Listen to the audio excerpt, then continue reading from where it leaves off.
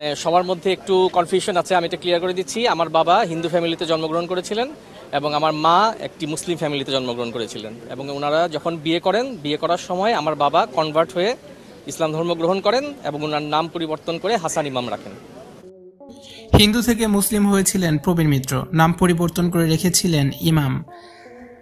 রূপালী পর্দার নবাব খ্যাত কিংবদন্তি অভিনেতা প্রবীর মিত্র আর নেই। রোববার 5 জানুয়ারি রাতে রাজধানীর একটি বেসরকারি হাসপাতালে চিকিৎসাধীন অবস্থায় মারা যান তিনি। তার মৃত্যুর বিষয়টি নিশ্চিত করেছেন শিল্পী সমিতির সভাপতি মিশা সওদাগর।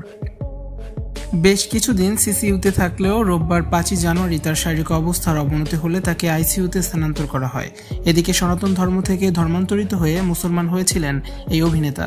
একটি ভিডিওতে প্রবীর মিত্রকে বলতে শোনা যায়, আমি তো কনভার্ট হয়ে ওর মাকে বিয়ে করেছিলাম, তখন মুসলমান হয়েছিলাম, তখন প্রয়োজন হয়েছিল মুসলমান হওয়া।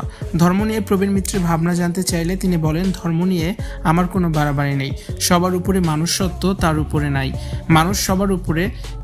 বিয়ের সময় প্রবীর মিত্র নিজের নাম পরিবর্তন করে হাসান ইমাম রেখেছিলেন। 1943 সালের 18 আগস্ট কুমিল্লার চন্দিনায় জন্মগ্রহণ করেন প্রবীর মিত্র। পুরান ঢাকায় বড় হওয়া প্রবীর মিত্র স্কুল জীবন থেকে নাট্যচর্চার সঙ্গে যুক্ত হন। স্কুল জীবনে রবীন্দ্রনাথ ঠাকুরের ডাকঘর নাটকে অভিনয় করে খ্যাতি অর্জন করেছেন তিনি।